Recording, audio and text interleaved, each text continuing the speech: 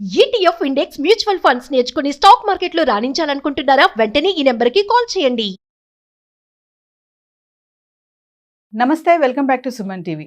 అమెరికాలో మన భారతీయ విద్యార్థుల భవిష్యత్తు ఎలా ఉండబోతుంది, వారి ముందున్న మార్గాలు ఏంటి, మరి ఇప్పుడున్నటువంటి ఇలాంటి వాతావరణంలో అక్కడ యూనివర్సిటీస్ మన వాళ్ళకి ఎలాంటి సపోర్ట్ ఇస్తున్నాయి, చదువుకోవడానికి వెళ్ళిన వాళ్ళు మళ్ళీ తిరిగి వచ్చేయాల్సిందేనా, జాబ్ చేసే ఛాన్స్ ఉంటుందా ఉండదా, మరి దీనిపైన మరింత సమాచారం అందించడానికి ఈరోజు మనతో పాటు స్టూడియోలో ఉన్నారు మేనేజ్మెంట్ కన్సల్టెంట్ సంపత్ సముద్రుల గారు.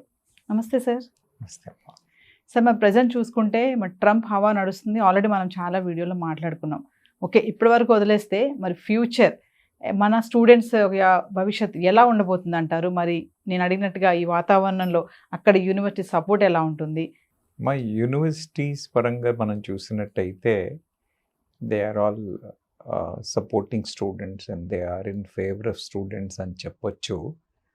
అయినప్పటికీ ఇది గడ్డు కాలం అనే చెప్పాలి.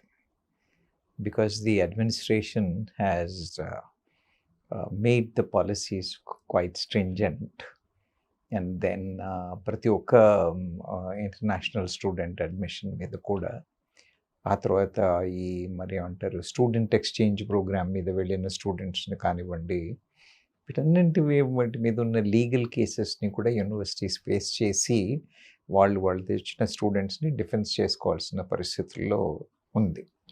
సో మరి యూనివర్సిటీలు సపోర్ట్ చేస్తున్నాయా అని అంటే సపోర్ట్ చేస్తున్నాయనే చెప్పాలి. కానీ మరి వాతావరణం పిల్లలకి ఎంత కంఫర్టబుల్గా ఉంది అని అంటే మనం ఇంతకు ముందు చూసిన టైంతో చూసినట్టయితే ఇది గడ్డుకాలం అనే చెప్పాలి. అంటే ప్రజెంట్ సార్ ఈ ఇయర్ అడ్మిషన్స్ తీసుకున్న వాళ్ళ పరిస్థితి చూస్తే ఈ ఇయర్ మళ్ళీ అదే నేను గడ్డుకాలం అన్నాను.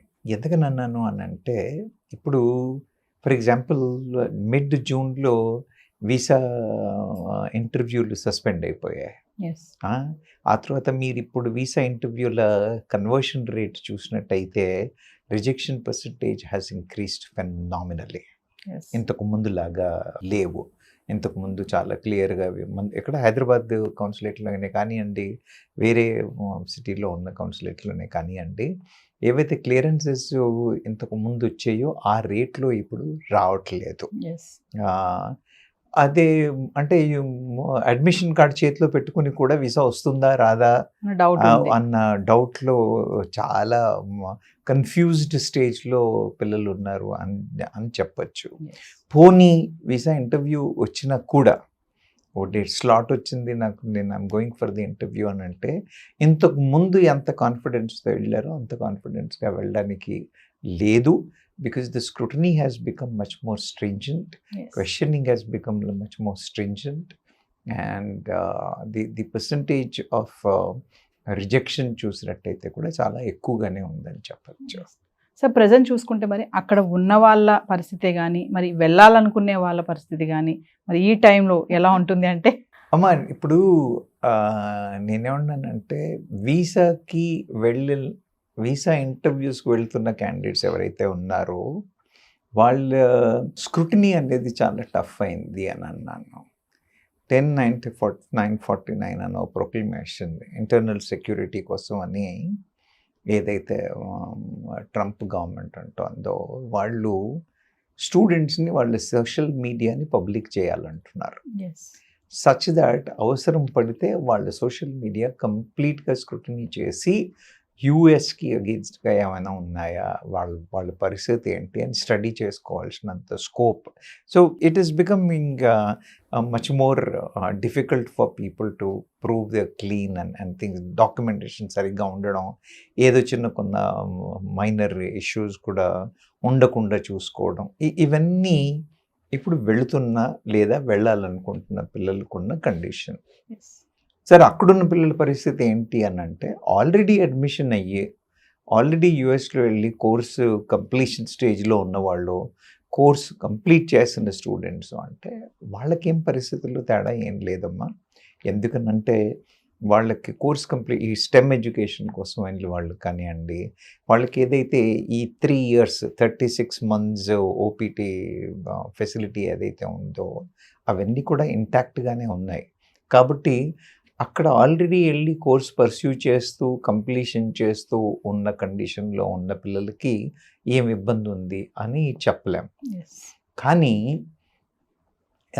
ఇంతకు ముందు ఉన్న H1 వీసాల కంఫర్ట్ అనేది ఇప్పుడు లేదు.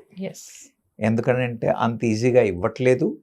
తర్వాత ఆ అప్లికేషన్లు పెట్టుకోవాలంటే కూడా ప్రాసెసింగ్ ఫీల్ కానివ్వండి, మిగతా కానివ్వండి, విపరీతంగా పెరిగిపోయాయి. సో అంటే ప్రొహిబిటివ్గా తయారు చేశారు.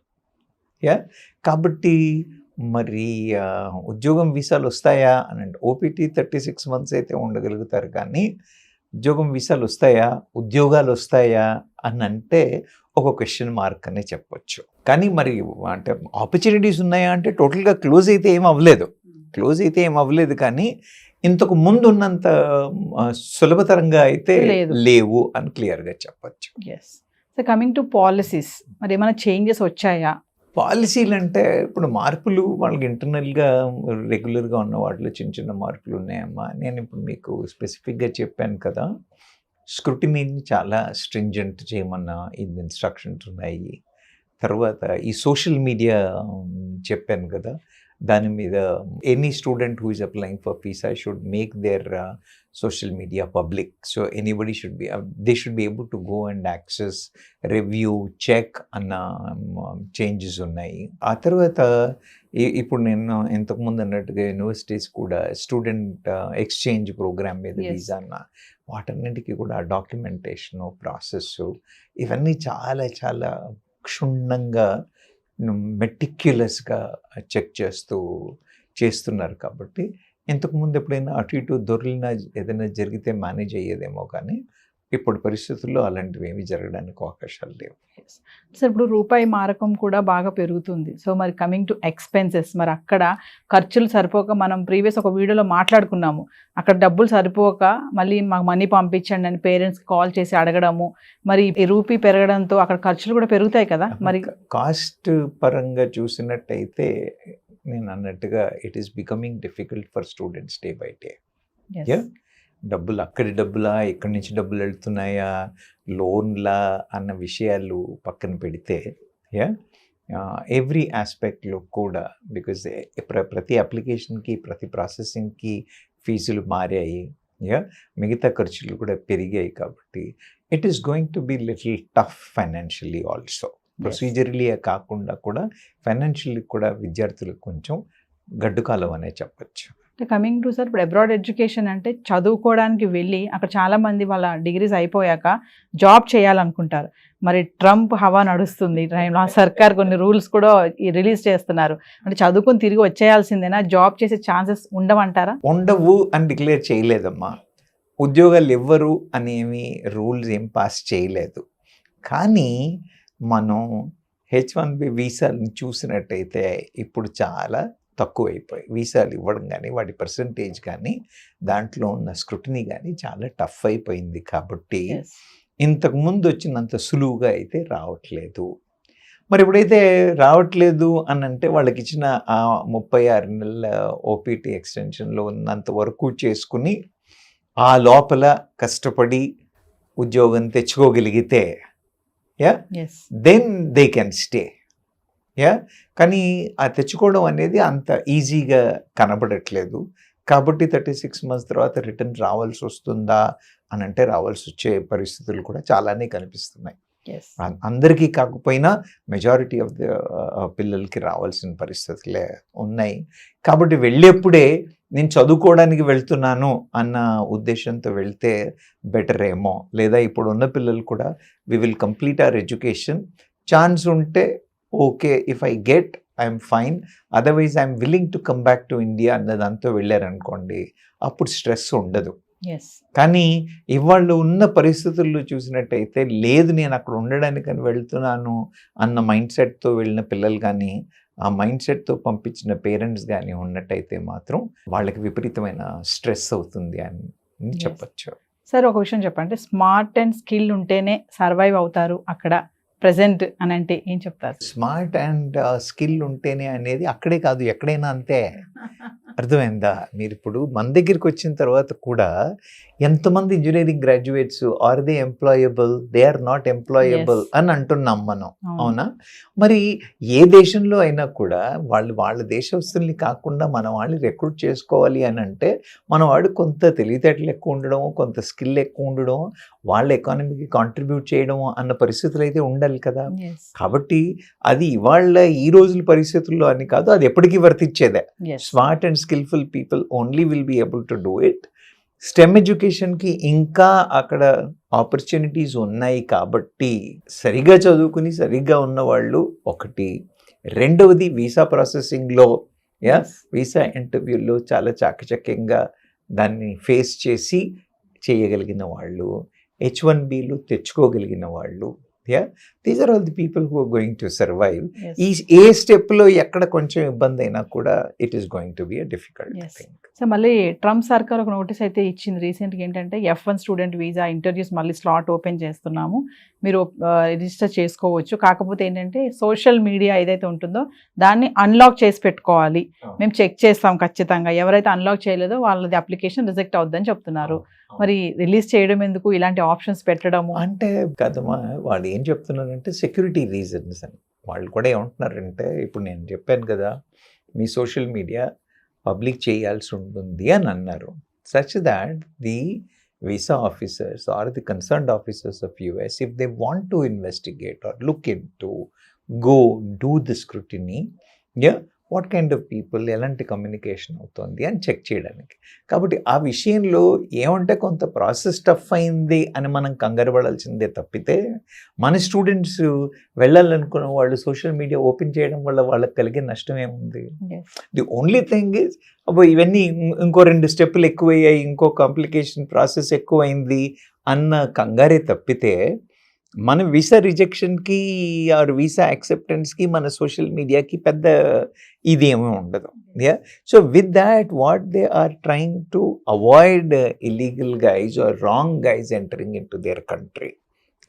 కాబట్టి అదేం పెద్ద ఛాలెంజ్ అవ్వకపోవచ్చు, కానీ ద ఓవరాల్గా యాక్సెప్టెన్సెస్ పర్సంటేజ్ ఏదైతే ఉందో దాని వాల్యూ కొంత నంబర్స్ తగ్గింది, కాబట్టి that is the area of concern. ఒకవేళ వీసా కన్ఫర్మ్ అయినా కూడా ఇచ్చేసాక కూడా మేము ఎప్పటికప్పుడు మిమ్మల్ని అలర్ట్ చేస్తూ ఉంటాం, సెర్చ్ చేస్తూ ఉంటాం అని కూడా ఒక నోటీస్ ఇస్తున్నారు సార్. అవునమ్మా. ఎందుకు సార్? అంటే అలా ఎందుకు? అంటే అట్లే కాదు, ఇప్పుడు ఓపెన్ అని చెప్పారు, కానీ ఇప్పుడు వాళ్ళు స్క్రూటినీ చేస్తారు చెయ్యరు, వీసా ఇచ్చేసారు. స్టూడెంట్ వెళ్ళిన తర్వాత ఎప్పుడో ఏదో అవకాశాల మీద they do an investigation. If they find it something wrong అన్న ఉద్దేశం. క్లీన్గా ఉన్నవాడికి ఇప్పుడు చెక్ చేస్తే 4 రోజుల తర్వాత చెక్ చేస్తే ఇట్స్ ఓన్లీ ఎ ప్రెషర్. అర్థమైందా? మనకు ఊరికే డుక్ అంటూ ఉంటుంది, ఏంటి ఎప్పుడు ఏమవుతుందో అనే తప్పితే, క్లీన్గా ఉన్నవాడికి ఇవాళ చెక్ చేస్తే 6 నెలల తర్వాత చెక్ చేస్తే, so that's not going to have any impact. I don't think student should be worried about that may not be a concern area. దాని గురించి వాళ్ళంత కంగారు పడాల్సిన అవసరం కూడా ఏం లేదనుకుంటారు. అంటే ఫ్యూచర్లో సార్, ఇప్పుడు అబ్రాడ్ ఎడ్యుకేషన్కి వెళ్ళాలనుకున్న వాళ్ళు మామూలుగా పేరెంట్స్ అంటారు కదా, లోన్స్ తీసుకుని పంపిస్తారు, అక్కడికి వెళ్ళాక మీరు జాబ్ చేసుకుంటే ఆ లోన్ క్లియర్ చేయాలంటారు. ఒకవేళ ఫ్యూచర్లో ఓన్లీ చదువుకోవడానికి రావాలి, ఇక్కడికి జాబ్ చేసే ఛాన్సెస్ లేవు అని అంటే మరి ఎలా ఫినాన్షియల్గా వాళ్ళు ఎలా మేనేజ్ చేసుకుంటారు? ఇప్పటికీ కూడా నేనేమంటున్నాను, వాళ్ళు మేము ఉద్యోగాలు ఇస్తాను రండి అని అనట్లేదు, ఇప్పుడు కూడా అనట్లేదు వాళ్ళు. ఓకే, ఇప్పుడు వెళ్ళిన స్టూడెంట్స్ అందరూ కూడా అక్కడ సెటిల్ అయిపోతారన్న నమ్మకం లేదు, వాళ్ళకి H1B వస్తుంది అన్న గ్యారంటీ లేదు. కాబట్టి నేనేమన్నాను, కోర్స్ కంప్లీట్ చేసిన తర్వాత వాళ్ళకి ఇచ్చిన 36 నెలల ఓపీటీ టైంలో ఉద్యోగం దొరికితే దొరికినట్టు, లేదా they have to come back. అంటే సార్ మరి లోన్ తీసుకుని వెళ్ళారు అని అంటే, లోన్ తీసుకుని వెళ్తే అమ్మా అక్కడి నుంచి సంపాదించి లోన్ కడతాము అని అనుకుని వెళ్ళిన వాళ్ళకి మాత్రం ఇది ఒక విపరీతమైన డిఫికల్ట్ సిచ్యువేషన్ అని చెప్పాలి. అక్కడ చదువుకొని వచ్చాడు, ఇక్కడికి వచ్చి he will make employment, he will repay అన్నప్పుడు టెన్షన్ ఉండదు. You understand my point. కానీ అక్కడ సంపాదించి అక్కడ పే చేస్తాడు, కొంత ఎక్కువ ఇన్కమ్ ఉంటుంది, సో త్వరగా క్లియర్ చేసేసుకుంటారు అని అనుకున్నారు చూసారా, అవి ఇంకా వచ్చే రోజుల్లో కాదు, ఇప్పుడే it has become difficult now. yes, It has become already that వాళ్ళకి వాట్ యు కాల్ H1B రాలేదు అని అంటే రిటర్న్ రావాల్సిందే. ఇప్పుడు ఆల్రెడీ కంప్లీట్ చేసి ఈ ఓపీటీలో ఉన్న పిల్లలందరికీ కూడా if they don't make by the end of their 36 months time, if they don't get employment they have to come back. They have to come back. There is no other go. ఈ లోపల వాళ్ళ ఎందుకంటే ఈ lottery సిస్టమే కానివ్వండి, percentage కానివ్వండి, number of H1Bలు ఇవ్వడం కానివ్వండి, పూర్తిగా మారిపోయింది. yes, కాబట్టి the situation is looking bleak. అలాంటప్పుడు విపరీతమైన లోన్ చేసి ధైర్యంగా వెళ్ళడము అనేది మాత్రం కొంత రిస్కీ అనే చెప్పచ్చు. yes. So coming to artificial intelligence, Trump అంతా ఎఫెక్ట్ అంతా ఒక వ్యక్తి అయితే, ఇప్పుడు ఆర్టిఫిషియల్ ఇంటెలిజెన్సీ వల్ల కూడా అక్కడ వాళ్ళని తిరిగి పంపించేస్తున్నారు, జాబ్స్ పోతున్నాయని చెప్పి కూడా ఒక టాక్ అయితే నడుస్తుంది. ఇంతకుముందు మీరు నన్ను అడిగారు స్మార్ట్ స్కిల్ ఉన్న వాళ్ళకే పనికి వస్తుందా అని. అంతే అమ్మా, ఏఐ వచ్చినా నేను చెప్పాను బేసిక్ వర్క్ చేస్తాం అని అనుకున్న వాళ్ళకి ఏఐ రిప్లేస్మెంట్ చేసింది. ఇంటెలిజెంట్గా, స్మార్ట్గా, క్రియేటివ్ వర్క్ చేసేవాళ్ళు, క్రియేటివ్ ఐడియాస్ చేసేవాళ్ళు, ఏఐని డామినేట్ చేసేవాళ్ళు, ఏఐని డామినేట్ చేసేవాళ్ళు ఖచ్చితంగా దానికి ఏమి ఏఐ పెద్ద ఇన్ఫ్లుయెన్స్ ఏమీ ఉండకపోవచ్చు. yes, కానీ మేము ఉండడమే బేసిక్ లెవెల్లో ఉన్నాము, we will be keep handling only basic level of things అని అనుకుంటే మాత్రం ఏ అక్కడే కదమ్మా, ఇక్కడ కూడా ఉద్యోగాలు పీకేస్తా అంతే. You understand my Yes. Point. World across it is coming into ఓ ప్లేస్. కాబట్టి ఆ దిశలో చూసినట్టయితే పిల్లలు ఇంకా జాగ్రత్తగా ఉండాలి. They have to pick up the skills much better. Yes sir. Why పేరెంట్సే కానీ పిల్లలే కానీ అబ్రాడ్ ఎడ్యుకేషన్ అనగానే వై యుఎస్ఏ ఎందుకు చూస్ చేసుకుంటారు? ఇంకా చాలా ఉన్నాయి కదా, జర్మనీ, కెనడా, ఆస్ట్రేలియా ఇన్ని ఉన్నాయి కదా, ఎందుకు యుఎస్ఏనే? ఇప్పుడు మీరు నన్ను అడిగినట్టయితే నేను చెప్తానమ్మా, యుఎస్ చూడడం మానేసి ఈ కంట్రీస్ని చూడడం బెటర్. ఎందుకు మరి యుఎస్ని చూస్తున్నారు అని అంటే 2 రీజన్స్. పెద్ద కంట్రీ, ఆపర్చునిటీస్ ఎక్కువ ఉన్నాయి, మన భాష కాకుండా నెక్స్ట్ భాష ఇంగ్లీష్, ఎస్, హ్యాపీగా కన్వీనియంట్గా చేసుకోవచ్చు. మీరు జపాన్కి వెళ్ళాలంటే జపనీస్ రావాలి, చైనాకి వెళ్ళాలంటే చైనా కావాలి, మీరు జర్మనీకి వెళ్ళాలంటే జర్మన్ రావాలి. You understand? ఎస్, మీరు యూరోపియన్ కంట్రీస్కి వెళ్ళాలి అని అంటే you need to have the language adaptation. అదొక డిఫికల్ట్ సిచ్యువేషన్. అవునా? అప్పటికీ కొందరు పిల్లలు they are trying to pick up the language and go, కానీ ఆ language is one of the major challenges అని చెప్పచ్చు. Otherwise US looks lucrative, easy, comfortable. కానీ ఇప్పుడున్న వాతావరణం, ఇప్పుడున్న పరిస్థితుల్లో చూసినట్టయితే I think people should look for other countries. Germany కానివ్వండి, వేరియస్ అదర్ యూరోపియన్ కంట్రీసే కానివ్వండి. I think their focus should be on other countries and not on US. Yes. So మరి Trump ఉన్నటువంటి ఈ టర్మ్లో ఇంకొంచెం ముందుకు వెళ్తే మన స్టూడెంట్స్ ఎదుర్కొనే ఛాలెంజెస్ ఇంకేమన్నా రావచ్చు అంటారా? అమ్మాయి అంటే ఛాలెంజెస్ ఏమీ లేవు. ఒకటి ఏముంది, యూనివర్సిటీస్లో ఏం చేశారు అని అంటే, ఇంతకుముందు మనం ఎప్పుడు పంపించిన ప్రీమియం యూనివర్సిటీ కావాలి, టాప్ యూనివర్సిటీ కావాలి అని అన్నారు. వాళ్ళకి ఇచ్చే వీసాల కంటే 15% కంటే తక్కువ ఇంటర్నేషనల్ స్టూడెంట్స్ ఉన్న క్యాంపసెస్ ఏవైతే ఉన్నాయో ఆ క్యాంపసెస్ ఆఫ్ అడ్మిషన్ లెటర్ పట్టుకుని ఉన్న వాళ్ళకి వీసాలు ఇస్తున్నారు. So they are encouraging for their universities which are not performing better. అలాంటి స్టూడెంట్స్కి వీసాలు ఇస్తున్నారు. కానీ టాప్ పెర్ఫార్మింగ్ యూనివర్సిటీస్ ఏవైతే ఉన్నాయో, మన పిల్లలు వెళ్ళాలనుకున్న యూనివర్సిటీస్ ఏవైతే ఉన్నాయో వాటికి వీసాలు ఈజీగా ఇవ్వట్లేదు. అందుకని choice of university going to be a big challenge for the students. So choice of university, visa process, then getting a good opportunities in OPT, then while being in the OPT time getting an employment and having a H1B visa coming in. These are all the aspects what the current student should take care. Yes. So finally మనం అనుకున్నట్టుగా అంటే మీ వెళ్ళాలనుకున్న వాళ్ళకి కొంచెం కన్ఫ్యూజన్లోనే ఉంటున్నారు. Present అక్కడ అలా ఉంది కాబట్టి సిచ్యువేషన్ ఇప్పుడు వెళ్తే కరెక్ట్ కాదేమో అని అలా ఉన్నారు కొంతమంది. ఏదేమైనా అక్కడికి వెళ్ళిపోదాం, అక్కడికి వెళ్ళాక జరిగే సర్కమ్స్టాన్సెస్కి మనము చూసుకుందాం అనుకునే వాళ్ళు కొంతమంది ఉన్నారు. సో ఫైనల్గా మీరు ఏం చెప్తారు? అలాంటి వాళ్ళని హ్యాపీగా టికెట్ చించి పడేసి ఆ ఉద్దేశం మానుకోమని చెప్తున్నాను. You understand my point? Yes, ఏమో why do you want to make your life uncertain? Yeah, why do you want to take, see, you take risky where you can fight. Yes, You understand? You don't take a risk where you don't have strength, where you can't fight. అది Trump గారి decision మీద ఆధారపడి ఉంటుంది. నా career అనుకొని వెళ్ళడం తప్పు కదా, ఏదైతే అది అవుతుంది అనుకొని వెళ్ళడం తప్పు. నా కేపబిలిటీస్ ఉన్నాయి, I can go, I can fight, I will get visa, I will get H1B, I will be able to do it అన్న నమ్మకం ఉండి ఆ కేపబిలిటీస్ ఉన్నవాళ్ళైతే వెళ్ళడంలో తప్పు లేదు, రిస్క్ తీసుకోవడంలో తప్పు లేదు. కానీ ఆ గ్యారంటీ లేకుండా ఆ నమ్మకం లేని పిల్లలైతే అనవసరంగా they are losing their prime years.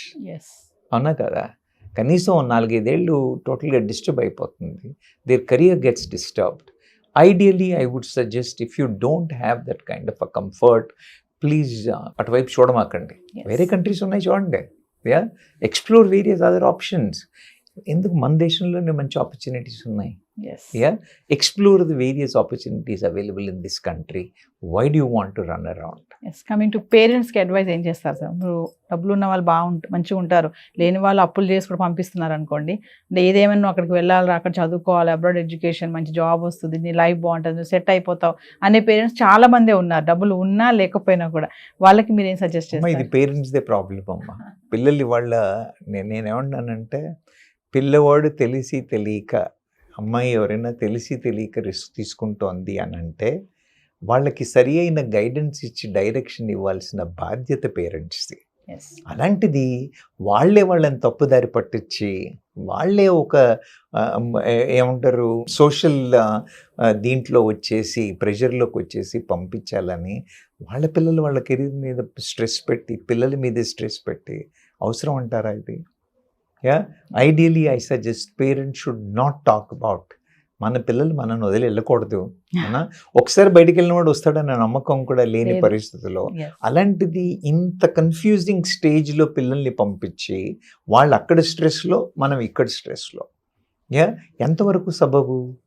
Yeah, ideally suggest that 100% కాన్ఫిడెంట్గా అన్ని స్టెప్స్లో అలా ఉన్నారు అన్న పిల్లలు తప్పితే, యా, ఏమాత్రం మీడియోకర్గా ఉన్నా ఏమాత్రం డౌట్ఫుల్గా ఉన్నా పేరెంట్స్ వాళ్ళని పంపించొద్దు, వాళ్ళని ఎంకరేజ్ చేయకూడదు. మీరు అన్నట్టుగా they can explore Europe, they can explore the other countries, or they can explore the other different careers in India itself. Yeah, పేరెంట్స్కి అయితే నా ఉద్దేశం, please don't influence them to go. Yes. Please resist from influencing them to go అని చెప్తాను. Yes. Thank you sir. Thank you.